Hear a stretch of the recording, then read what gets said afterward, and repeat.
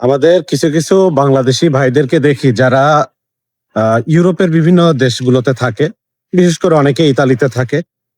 তো তাদের অনেকে এসে ভিডিও দেয়, এই যে দেখেন আপেল বাগানে চলে আসছি, আপেল খাচ্ছি। মানে আপেলটা গাছ থেকে ছিঁড়েও খায় না, আপেলের সামনে মুখটা নেয়, মুখটা নিয়ে তারপরে খায়। তারপরে আঙ্গুর বাগানে যায়, আঙ্গুর থোকায় থোকায় ধরে আছে, সেটা মুখের মধ্যে নিয়ে খাচ্ছে, সেটা দেখায়। মানে তারা দেখানোর চেষ্টা করে যে তারা অলরেডি তাদের আর কি পরকালে যেতে হয় নাই, তারা ইহকালেই মানে এই জীবনেই তারা জান্নাতে চলে গেছে। এটা তারা সেখানে বোঝানোর চেষ্টা করে।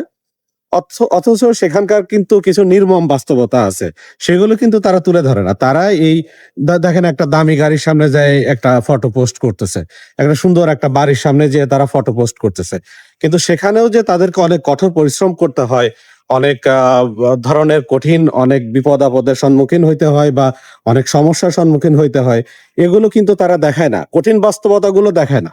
আর এগুলো দেখেই আমাদের দেশের ছেলেপেলেরা যারা ইউরোপে যাওয়ার স্বপ্ন দেখে বা যারা ইউরোপে যাবে, তাদের তো মনে করেন যে এমনিতেই বেকারত্ব, অসহায়ত্ব, তারপরে আর্থিক সমস্যা, বিভিন্ন সমস্যায় তারা জর্জরিত। তো এইরকম দেখার পরে তাদের তো ধরেন কলিজায় আগুন ধরে যায় আরো। তারা চিন্তা করে যে আরে আমার এক ভাই সে সেখানে যে কত ভালো আছে, আমিও যদি যাইতে পারতাম।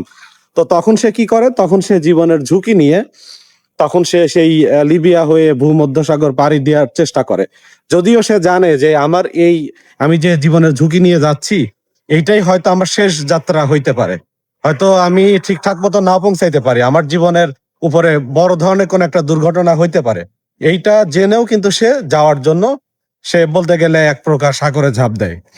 তো এই জন্য আমি আমার সেই সকল ভাইদের উদ্দেশ্যে বলবো, যারা অলরেডি ইউরোপে চলে গেছেন, যদি পারেন মানুষকে হেল্প করেন, দু একজন নেয়ার চেষ্টা করেন, কিন্তু এইসব সেলফি দেওয়া, এইসব ভিডিও দেওয়া, এগুলো বন্ধ করেন। এতে মানুষের অনেক সমস্যা হয়ে যায়। যারা যেতে পারছে না তাদের একদম কাটা ঘায়ে নুনের ছিটা দেওয়ার মতো অবস্থা হয়ে যায়। তো এই বিষয়গুলো আমরা একটু বিবেচনায় রাখবো।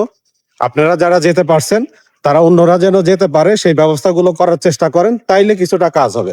শুধু শুধু এইসব ভিডিও দিয়ে মানুষের মাথা মস্তিষ্ক আর নষ্ট করেন না। ধন্যবাদ সবাইকে।